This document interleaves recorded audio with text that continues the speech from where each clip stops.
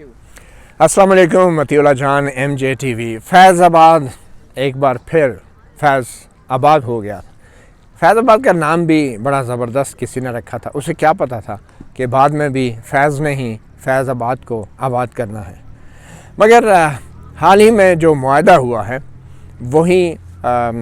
मजहबी जमात तहरीक लब्बैक पाकिस्तान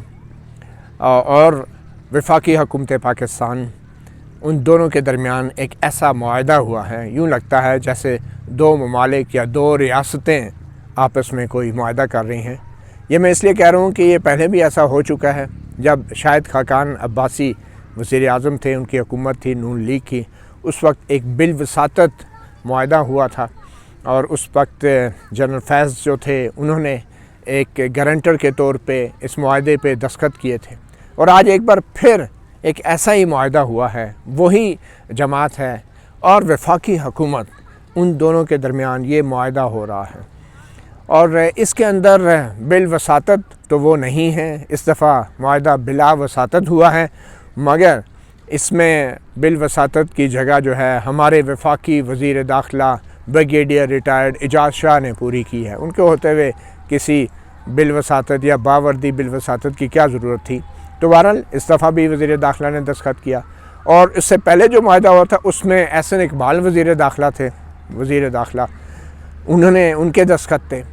तो फिर वैसा ही एक मुआहदा हुआ है। बड़े अफसोस की बात यह है कि अब तो एक नई हुकूमत है, बड़ी तब्दीली के साथ आई है, मगर मुआहदे वैसे ही हो रहे हैं। कोई भी जमात, सियासी जमात या मजहबी ग्रुप फैज़ाबाद के जंक्शन को आके बंद कर दे तो वफाकी हुकूमत उसके साथ तहरीरी मुआहदे करती है और उन पर दस्तखत जो हैं वो वफाकी वज़ीर दाखिला करते हैं। ये वो वज़ीर दाखिला हैं जो बैनुल-अक़वामी सतह पर बैनुल-अक़वामी जो मुआहदे होते हैं, जो ट्रीटीज़ होती हैं, जो इंसदाद दहशतगर्दी के हवाले से पाकिस्तान की नुमाइंदगी करते हुए जिन मुआहदों पर दस्तखत किए जाते हैं, तो ये वज़ीर दाखिला हमारे जो हैं दस्तखत करते हैं और ये एक मजहबी ग्रुप के साथ मुआहदे के एक कागज़ के ऊपर दस्तखत कर रहे हैं। यकीनी तौर पे कोई इतने काबिल फ़ख्र मुआहदा नहीं है किसी भी वफाकी हुकूमत के लिए, और इसीलिए शायद इस मुआहदे की तफसीलात भी जो हैं वो TV चैनल्स पे चलने नहीं दी गई। और TV चैनल पे चलने भी कैसे दी जाती, ये एक शर्मनाक मुआहदा है। और अगर इसकी तफसीलात में जाएँ तो जो TV पे नहीं चल रही और कहीं मेन स्ट्रीम मीडिया पे नहीं चल रही और नहीं चलने दी जा रही, तो ये उससे भी ज़्यादा शर्मनाक है। ये तफसीलात में आपको बता देता हूँ जो इस वक्त सामने आई हैं। उसके मुताबिक मुआहदा दरमियान हुकूमत इस्लामी जमहूरिया पाकिस्तान व क़यादत तहरीक लब्बैक पाकिस्तान बाबत इख्तिताम धरना मार्च लियाकत बाग रावलपिंडी मोरखा 16 नवंबर 2020। दोनों फ़रीक़ैन ने बाहमी मुशावरत और इत्तफ़ाक़ राय से मुदरजा झेल निकात पर मुआहदा किया है। हुकूमत फ़्रांस के सफ़ीर को 2 से 3 माह के अरसा के अंदर पार्लियामेंट से फ़ैसला साजी के ज़रिए मुल्क बदर करेगी। अब एक सफ़ीर को निकालने का मामला है, उसके लिए पार्लियामेंट से फ़ैसला साजी होगी, मुझे ये समझ नहीं आती। ये तो हुकूमत फ़ैसला कर सकती थी। बहरहाल ये मुआहदा लिखा भी मुझे लगता है कि तहरीक लब्बैक के नुमाइंदों ने अपने हाथ से एक कागज़ पे लिखा है और उस कागज़ के ऊपर हुकूमत के वज़रा ने दस्तखत किए। हुकूमत फ़्रांस के सफ़ीर को 2 से 3 माह के अंदर पार्लियामेंट से फ़ैसला साजी के ज़रिए मुल्क बदर करेगी। अब पार्लियामेंट तो कानून साजी के लिए इस्तेमाल होती है, फ़ैसला साजी जो है वो मुंतखब हुकूमत का होता है। मगर ठीक है, अब सारी सियासी जमातों को थोड़ा सा उनको भी बैक फुट पे ले जाना है। ज़ाहिर बात है, हमारे नबी करीम सल्लल्लाहु अलैहि वसल्लम की इज़्ज़त और एहतराम का मामला है। हर मुसलमान जो है उनके लिए मर मिटने को तैयार है, सियासी जमातें भी उनके लिए मर मिटने को तैयार होंगी। और जब ये करारदाद अगर पार्लियामेंट में लाई जाती है तो सबसे पहले तो सवाल यही हुआ कि कौन जुर्रत कर सकता है इसकी मुखालफत करने का, कौन मुसलमान, कौन सी सियासी जमात। अगर किसी में इतनी हिम्मत होती तो कम से कम इतना तो कह सकते हैं कि यार ये फ़ैसला इमरान खान कर सकते हैं, वज़ीर आज़म कर सकते हैं, वफाकी काबीना कर सकती है, इसके लिए कोई कानून बनाने की ज़रूरत है। अगर तो कानून बनाने की ज़रूरत थी तो वो पार्लियामेंट में लाया जाए। मगर क्या है कि पार्लियामेंट को दबाव में लाना है, पार्लियामेंट को की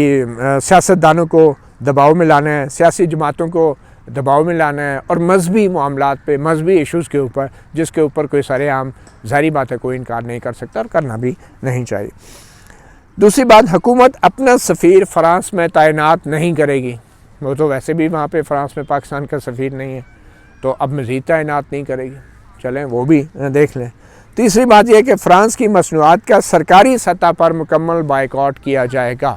اب فرانس کی مصنوعات بہت سی ہیں، ماضی میں تو فرانس ہمارے ساتھ دفاعی تعاون بھی کرتا رہا ہے، ہمیں معراج طیارے بھی دیے ہیں، اور ابھی بھی فرانس کے ساتھ دفاعی تعاون جاری ہے۔ اب پتہ نہیں مزید مصنوعات، جہاں تک پرفیوم کا تعلق ہے تو وہ پہلے ہی عوام جو ہے اس کا بائیکاٹ کر رہی ہے، مارکیٹوں میں بڑی کامیابی سے کر رہی ہے، لوگ نہیں لے رہے پرفیوم۔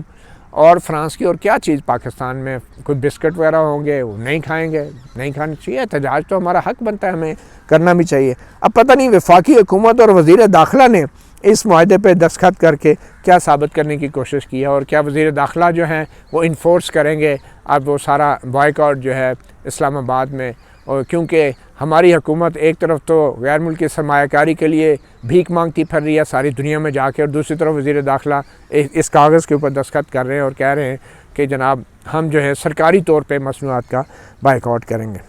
پھر گرفتار شدہ اسیران ناموس رسالت صلی اللہ علیہ وسلم کو فی الفور رہا کیا جائے گا۔ بالکل رہا کر دینا چاہیے، اس میں کوئی اتنا بڑا نقصان بھی نہیں ہے ہوا، اور کوئی اتنا توڑ پھوڑ بھی نہیں ہے۔ ہاں، قانون کی جو خلاف ورزی ہوئی ہے تو اس کے اوپر یہ حکومت کی صوابدید ہے کہ اس پہ کیا فیصلہ کرتے ہیں، اور بعد میں موجودہ مارچ کے حوالے سے کوئی مقدمہ قائم نہیں کیا جائے گا۔ اب یہ وہ معاہدہ ہے، اس معاہدے میں کوئی اتنی بڑی بات نہیں ہے، مگر بڑی بات اس معاہدے سے زیادہ وہ دستخط ہیں جو حکومت پاکستان، جو ریاست پاکستان اس ایک سادہ کاغذ پہ وفاقی حکومت کی سطح پہ کر کے دے رہی ہے، اور اس میں وزیر داخلہ بریگیڈیئر ریٹائر اعجاز شاہ کے دستخط ہیں،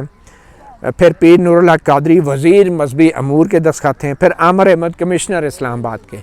دستخط ہیں، اور دوسری طرف تحریک لبیک کی لیڈرشپ کے دستخط ہیں۔ میرے خیال میں یہ جو احتجاج ہے، یہ جو معاملات ہیں، یہ میئر کی سطح کے ہوتے ہیں، یہ ڈپٹی کمشنر کی سطح کے ہوتے ہیں، اور یہ معاہدے بھی اگر کوئی ہوتے ہیں یا ہونے چاہیے تو وہ انتظامی سطح پہ ہونے چاہیے۔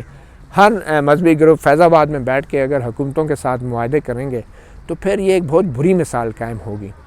مگر شاید اس کے پیچھے بھی ایک مثال بنانا مقصد ہے، اور ویسے بھی ان قوتوں کا وجود جو ہے ہمارے مذہبی تشخص کے لیے، نظریاتی سرحدوں کے لیے بہت ضروری ہے، تو ان کو بھی اہمیت دینا ضروری ہے۔ اور پھر جس طرح لال مسجد کے معاملے کو جنرل مشرف نے استعمال کیا بین الاقوامی سطح پر، وہ سمجھتا تھا کہ شاید یہ کر کے ان کو بہت سپورٹ مل جائے گی، تو شاید اب بھی ان قوتوں کو بعد میں یہ کسی کام یا کسی کے کام آ سکتے ہیں، تو اس لیے ان قوتوں کو بھی شاید دی جا رہی ہے، اور ان قوتوں کو بھی جو ہے ان کو برقرار رکھنا، ان کی شناخت برقرار رکھنا آئندہ کے لیے ضروری ہے۔ اور ویسے بھی اب پی ڈی ایم کے سربراہی مولانا فضل الرحمان کر رہے ہیں، وہ بھی ایک مذہبی جماعت جمعیت علماء اسلام فضل الرحمان گروپ کے سربراہ ہیں، اور ایک تاثر یہ ہے کہ جب بھی ان کی بھی ریلی جو اسلام آباد میں ہوئی تھی اس میں بھی مذہبی شدت پسندوں کی بڑی تعداد شریک ہوئی تھی۔ شاید اب آئندہ آنے والے وقتوں کے لیے بھی یہ تاثر دیا جا رہا ہے کہ پی ڈی ایم بھی جب اسلام آباد پہ لانگ مارچ کرے گی تو اس میں بھی یہ لوگ ہوں گے، اور بین الاقوامی سطح پہ کم از کم اس کو بھی جو سیاسی ایک کیمپین ہے، جو سیاسی لانگ مارچ تھی، اس کو بھی ایک مذہبی رنگ دے کے بین الاقوامی سطح پر اس کو جو ہے ایک سائیڈ لائن کرنے کی حکومت کی طرف سے بھی کوشش ہو سکتی ہے۔ تو بہرحال یہ وہ اثاثے ہیں کہ جو ایٹمی اثاثوں کے بعد جو ہے سب سے زیادہ کارآمد ہمارے لیے بھی ثابت ہوتے ہیں، ہماری اسٹیبلشمنٹ کے لیے بھی ثابت ہوتے ہیں، اور ان کی موجودگی میں ہمارے ملک میں جو ہے کبھی بھی سیاسی عمل اور جمہوری عمل جو ہے وہ پنپ نہیں سکتا، اور جو بنیادی انسانی حقوق ہیں، بولنے کی آزادی ہے، آزادی اظہار رائے جو ہے، اس کے اوپر مذہب کے نام پہ، اسلام کے نام پہ ماضی میں بھی جنرل ضیاء الحق جیسے آمروں نے بہت پابندیاں لگائی، اور آئندہ کے لیے بھی شاید یہی مذہبی عناصر جو ہے ہمارے کام آئیں گے، اور ہماری اسٹیبلشمنٹ کے کام آئیں گے، تاکہ وہ اپنے جو سیاسی مقاصد ہیں وہ پورے کرتے رہیں۔ تو ایک بار پھر آخر میں میں یہ کہوں گا کہ ایسے معاہدے جو ہیں، یہ معاہدے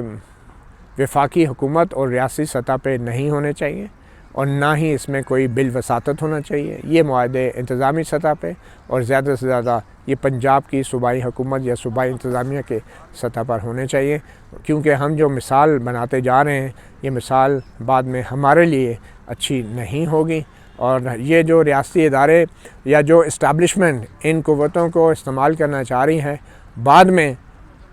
ان کو شاید پتہ بھی نہیں چلے گا کہ ان کو بھی شاید کسی اور کی ضمانت کی ضرورت پڑ جائے گی ان لوگوں کو پیسیفائی کرنے کے لیے اور ان لوگوں کو واپس بھیجنے کے لیے۔ مطیع اللہ جان MJ TV سے اتنا ہی، اجازت دیجیے، اللہ حافظ۔